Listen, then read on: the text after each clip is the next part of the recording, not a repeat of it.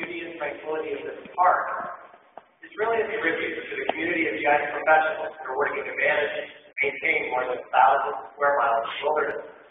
Their work is making a difference, and their work is challenging. So to help them and you, we're focusing ArcGIS 9.4 on simplifying and streamlining workflows.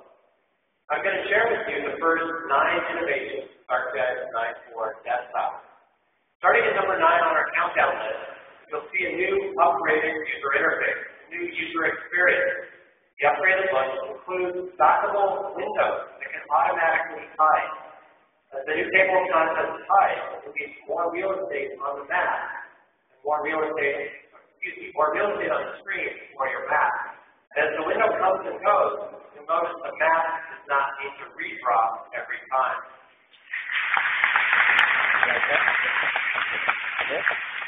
If you like, you can go ahead and spin it open in the usual manner. The other thing we've added, at your request, is a new catalog window embedded in ArcMap.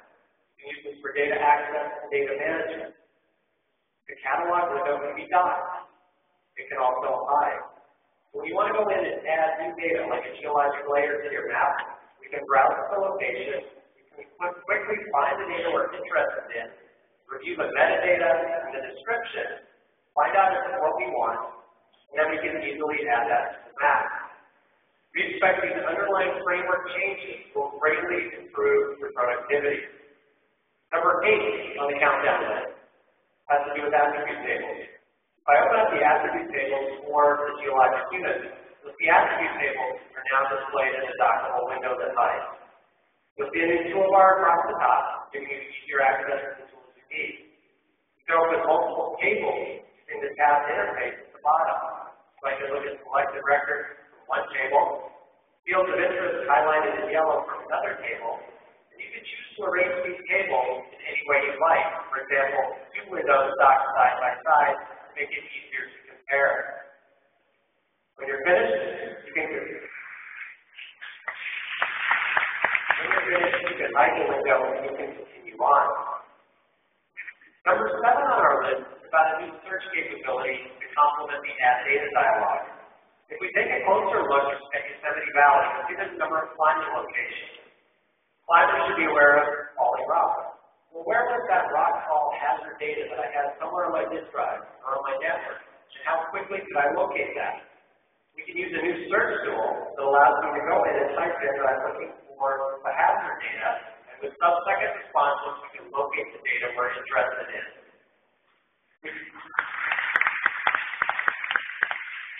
Okay, we can go in and we can add additional keywords. For example, I don't want all the hazard data for all of the Park Service, but I just want that data that's associated with Yosemite Valley.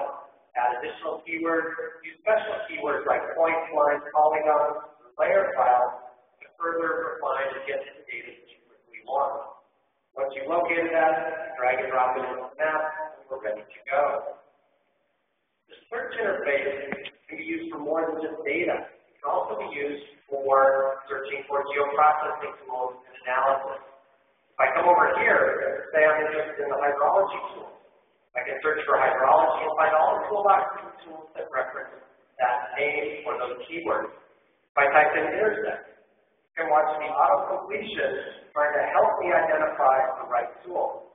Once we found that, we can easily open it and execute it as desired. Search represents an incredible new capability for fast access to your data as well as your analytical tools.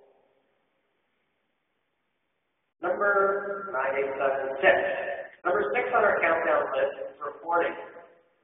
Let's take a look at those climbing area locations. And I've selected 44 climbing locations that I want to go visit. If I want to generate a report, you'll find that we've got a new report. We can create a report pretty much as you'd expect. We can go through, select the fields that we want. We can choose to only use the selected set. There's other options that you need, such as how do you want to group the data, how do you want to sort the information. You'll then find that there's a series of templates, predefined templates, to make it easier to make nice formatted reports. Once you've got that report, you can of course print it, you can go into the edit dialog, change the size, and most importantly, you can now save the report so so that you can later re-execute it with a different selection set.